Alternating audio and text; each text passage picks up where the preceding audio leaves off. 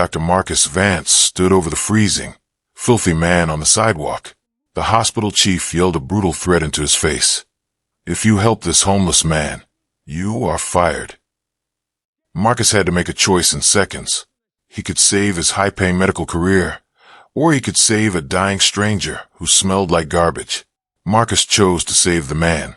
He carried him inside and risked everything. But Marcus had no idea who this man was. Before we see what happens next, please subscribe to our channel. Turn on the notification bell so you never miss a story. And leave a comment right now to tell us, where are you watching this video from? We love hearing from you. Now let's begin our story. Dr. Marcus Vance was not like the other doctors at St. Jude's Memorial Hospital. St. Jude's was a prestigious place. It sat in the heart of a bustling, wealthy metropolis. The floors were made of polished marble. The walls were lined with expensive art. The patients who walked through the front doors were mostly CEOs, politicians, and celebrities. They wore designer clothes and carried platinum insurance cards. The other doctors walked the halls with their heads held high. They wore expensive watches and drove luxury sports cars. They talked about their stock portfolios and their weekend golf trips. They viewed medicine as a business, a very lucrative business. Marcus viewed medicine as calling.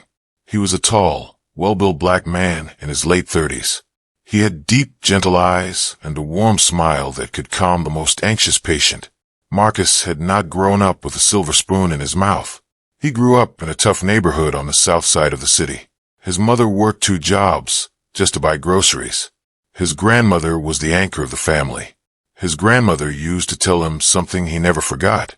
She would sit him down on her small porch and look into his eyes.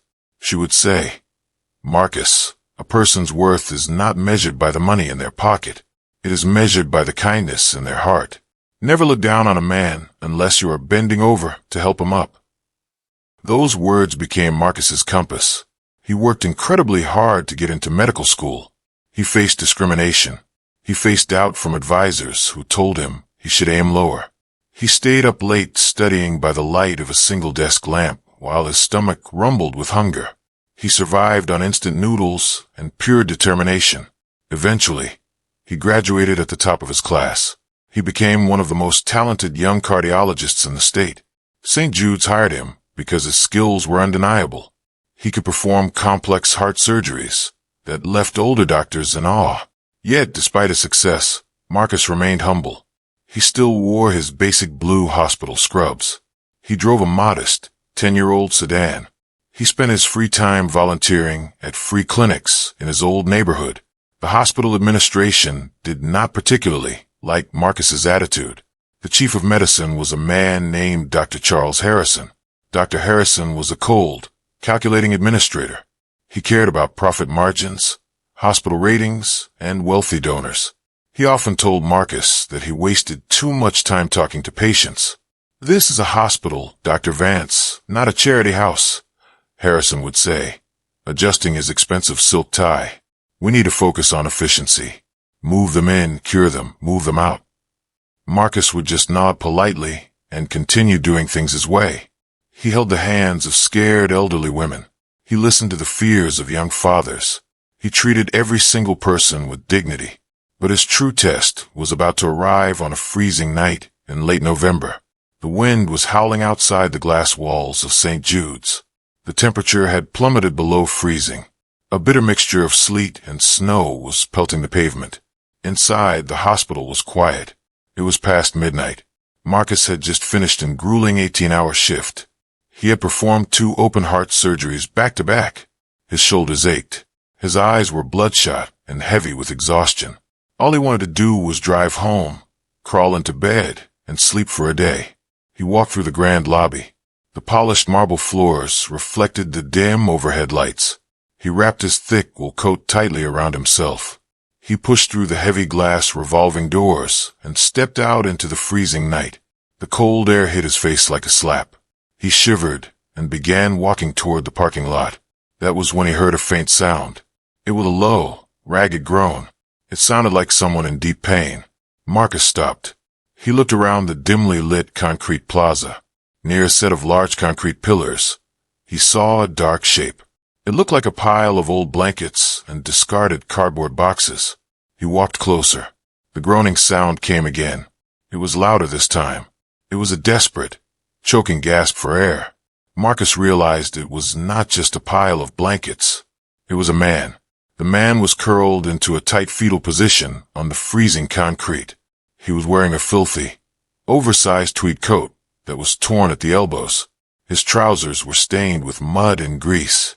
His shoes were old sneakers with holes in the toes, exposing his bare, reddened skin to the ice. Marcus knelt down beside him without a second thought. The smell was intense. It was a mixture of sweat, dirt, alcohol, and decay. Most people would have recoiled. Most people would have crossed the street. Marcus didn't even blink. "Sir, can you hear me?" Marcus asked gently. He placed a hand on the man's trembling shoulder. The man groaned again. He rolled onto his back. Marcus could see his face clearly under the flickering street lamp. The man appeared to be in his late 60s. He had a long, tangled gray beard and messy, unwashed hair. His face was pale, almost blue from the freezing cold. But it was his chest that worried Marcus. The man was clutching his chest with both hands. His fingers were locked tight like claws. He was panting heavily. His lips were blue. Marcus immediately reached out and placed 2 fingers on the man's neck. He checked his pulse. It was weak, rapid, and highly irregular. Marcus placed his ear close to the man's chest. He could hear a terrible, chaotic rhythm. My chest," the man whispered. His voice was incredibly raspy. "It feels like an anvil. It hurts. Hang on, sir. I am a doctor. You are going to be okay," Marcus said. His medical instincts kicked, and instantly, the exhaustion vanished from his body. He knew the signs all too well. This man was not just freezing. He was having a massive, life-threatening heart attack. Marcus slipped his arms under the man's back and knees. The man was surprisingly heavy, but adrenaline gave Marcus sudden strength. He lifted the old man into his arms. The filthy coat rubbed against Marcus's clean clothes, staining them with grease and dirt. Marcus did not care. He turned around and carried the man back toward the main entrance of St. Jude's. He kicked the glass door open and stepped into the warm lobby. The security guard on duty was a young man named Brian. Brian was sitting behind a massive circular desk, scrolling on his phone. When he heard the doors burst open, he looked up. His eyes widened in disgust when he saw what Marcus was carrying. "Dr. Vance, what are you doing?" Brian shouted, jumping up from his seat. "You can't bring him in here. Look at him. He is covered in filth.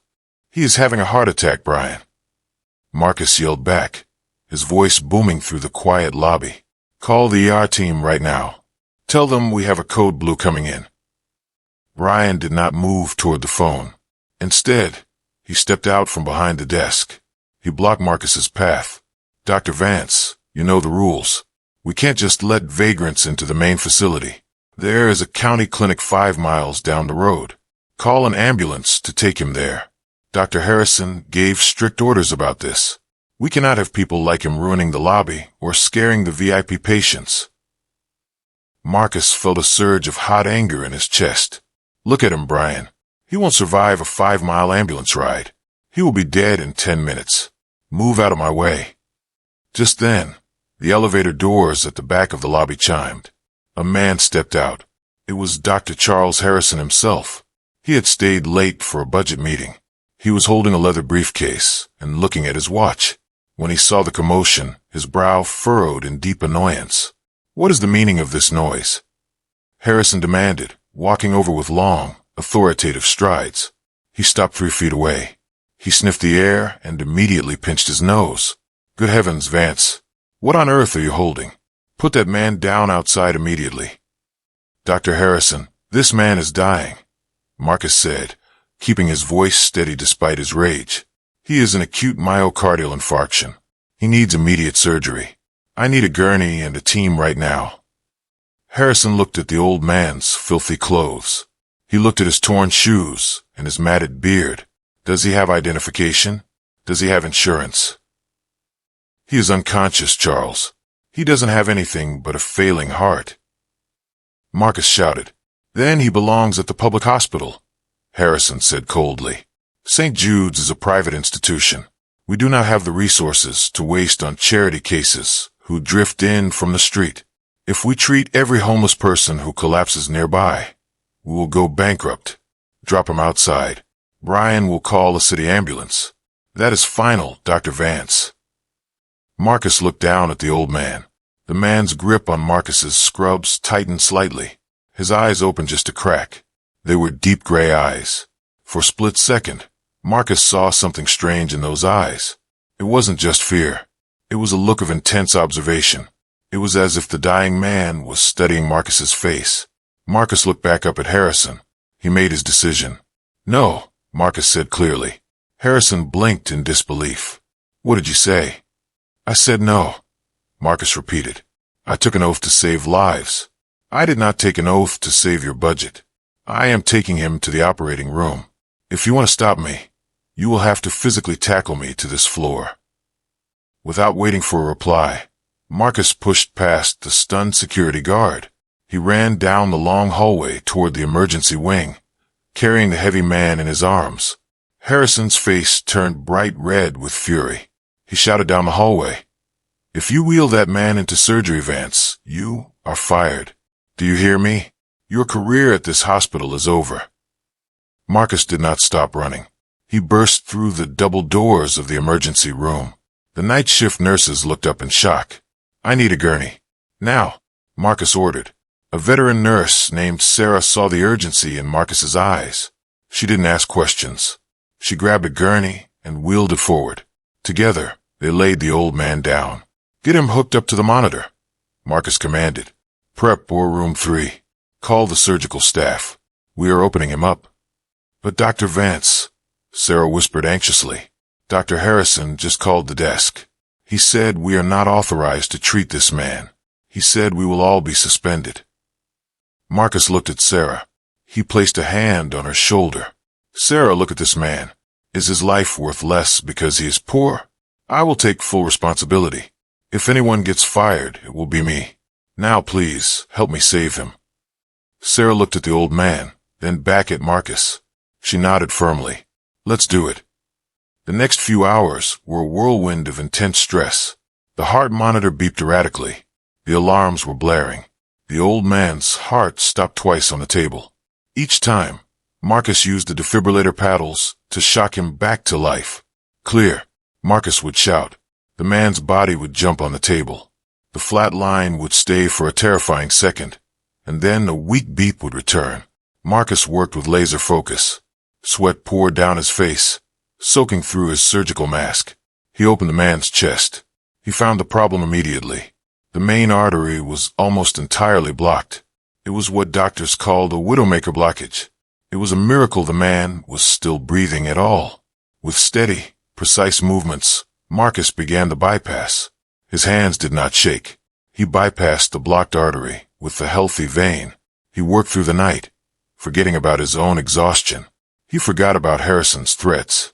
He forgot about his career. In that room, there was only a doctor and a patient. Nothing else mattered. Finally, as the first rays of the morning sun began to peek through the hospital windows, the heart monitor settled into a steady, beautiful rhythm. Beep, beep, beep. The rhythm was strong. The blockage was gone. The old man's skin color was returning to a healthy, warm tone. Marcus stepped back from the operating table. He pulled off his bloody gloves. He let out a long, deep breath.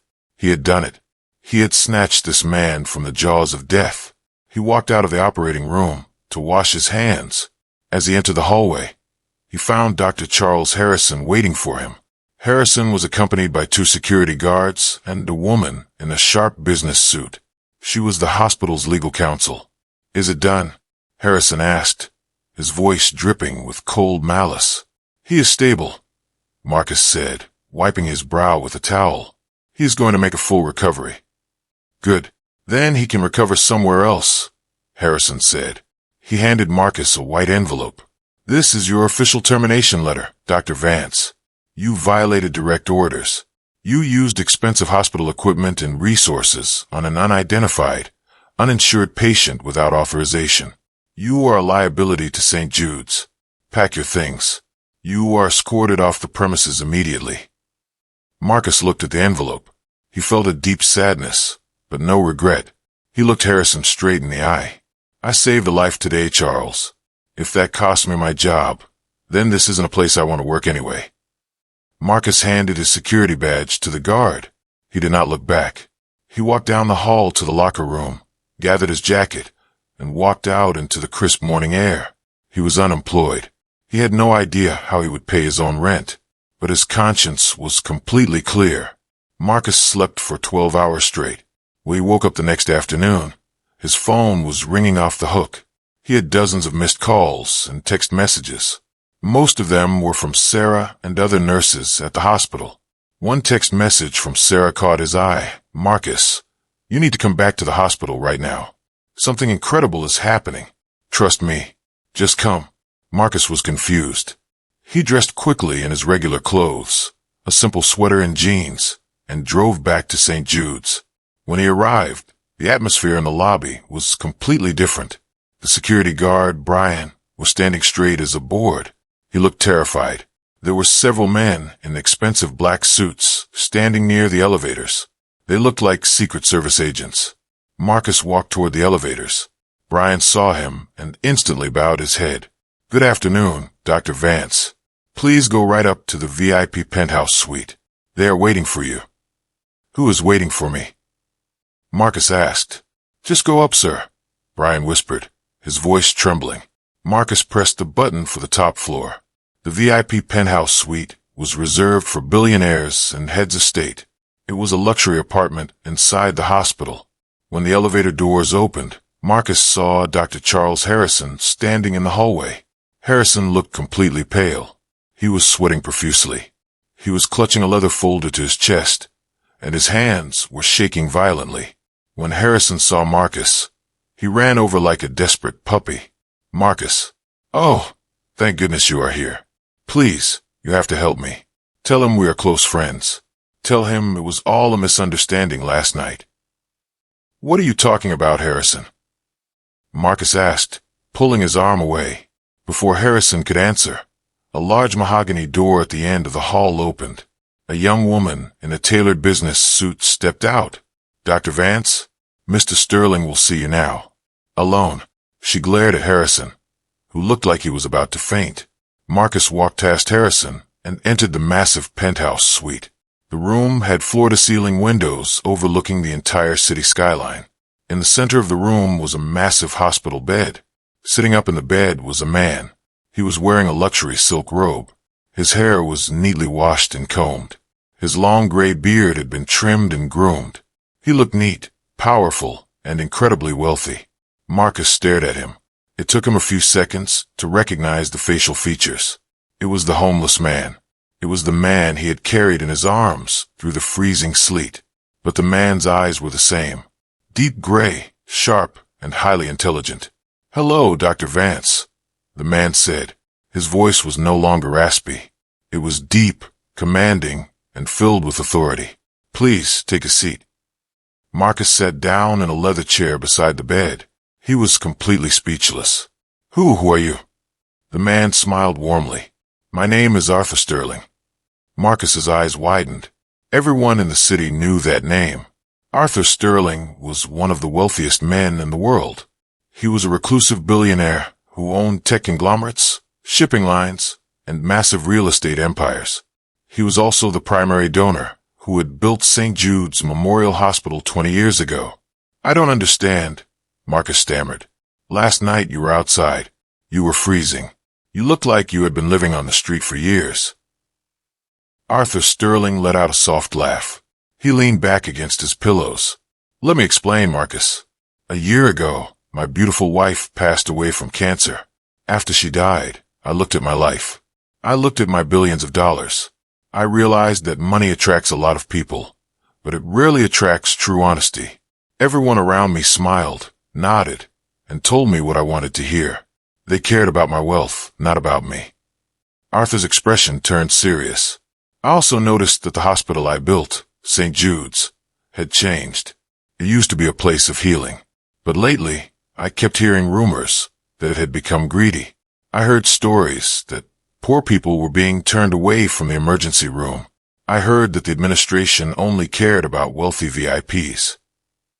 So, I decided to see the truth for myself. Arthur continued. I decided to run a test. I spent 3 days living on the streets. I wore old clothes. I didn't wash. I wanted to see how the world treats a man who has absolutely nothing. Last night, I didn't plan on having a real heart attack, Arthur said, touching his chest. That part was an accident. The cold weather and the stress broke my body down. I collapsed outside my own hospital. I was in agonizing pain. I was truly dying. Arthur looked deeply into Marcus's eyes. Do you know how many people walked past me before you came out? 3 doctors walked right past me. They looked at me with disgust. One of them actually told me to move away because I was ruining the view. Security guards told me to move. Then, I began to lose consciousness. I thought I was going to die right there on the pavement. And then you showed up, Arthur whispered. His voice softened with emotion. You didn't look at my rags. You didn't care about the smell. You knelt in the freezing mud, and you saved my life. You carried me inside. And I heard everything, Marcus. I was barely conscious, but I heard that man Harrison threatening to fire you. I heard you say that a human life is worth more than a budget. Marcus listened to the story in absolute awe. He could hardly believe what he was hearing. I just did my job, Mr. Sterling. I took an oath. Very few people remember their oaths when their livelihoods are on the line, Arthur said firmly. You risked your entire career for a stranger who could never pay you back. That is true nobility. That is what makes a real doctor. Arthur reached over to the bedside table and picked up a thick legal document. He handed it to Marcus. What is this? Marcus asked, opening the folder. That is the new ownership structure of St. Jude's Memorial Hospital, Arthur explained. As the primary donor and owner of the land, I have the power to restructure the board of directors.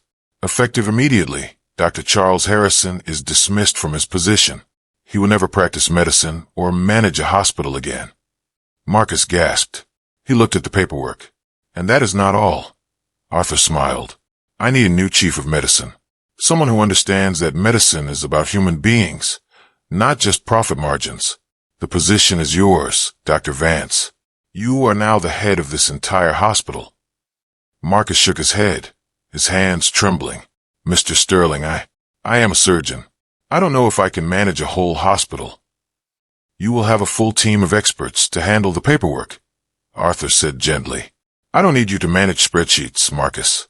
I need you to manage the heart of this place. I want you to change the rules. From this day forward, St. Jude's will never turn away a single patient in need, regardless of whether they're a billionaire or a homeless man. I am establishing a $10 billion endowment fund in your name to cover the costs of every single charity patient who walks through those doors. Tears sprang to Marcus's eyes. He thought of his late grandmother. He thought of her words about never looking down on a man unless you are helping him up. He wished she could see him now. Thank you, Mr. Sterling, Marcus said, his voice thick with emotion. You have no idea what this means. No, Marcus, thank you, Arthur said, reaching out to shake Marcus's hand. You saved my life. You proved to an old, cynical man that there is still pure goodness left in this world. The next day, the news spread through the hospital like wildfire. Dr. Charles Harrison was seen packing his personal items into cardboard boxes, escorted out of the building by the very same security guards he used to command. He left in utter disgrace, his career ruined by his own greed. Dr. Marcus Vance moved into the big office on the top floor, but he did not change who he was. He did not buy a luxury sports car. He did not buy expensive suits. He still wore his simple blue hospital scrubs. He moved the chief of medicine's office down to the first floor, right next to the emergency room. He wanted to be close to where the real work happened. He established a massive, state-of-the-art free clinic wing within the hospital. Anyone from his old neighborhood could come in and receive world-class care for free. Marcus became a legend in the city. He was a symbol of hope, compassion, and justice. He showed everyone that kindness is never a waste of time. Months later, on another cold winter evening, Marcus was walking through the grand lobby. The hospital was warm, bustling, and filled with patients from all walks of life. Rich businessmen and poor families sat side by side in the waiting room, treated with the exact same respect. Marcus looked out the heavy glass doors at the concrete plaza where he had found Arthur Sterling. He smiled softly to himself. He knew that out there in the dark city, there were many people struggling, freezing, and hurting. But he also knew that as long as he had breath in his body, St. Jude's would be a beacon of light for every single one of them. True wealth is not what you keep in your bank account. True wealth is what you give away to those who have nothing. And sometimes, the person you save might just be the person who saves you in return.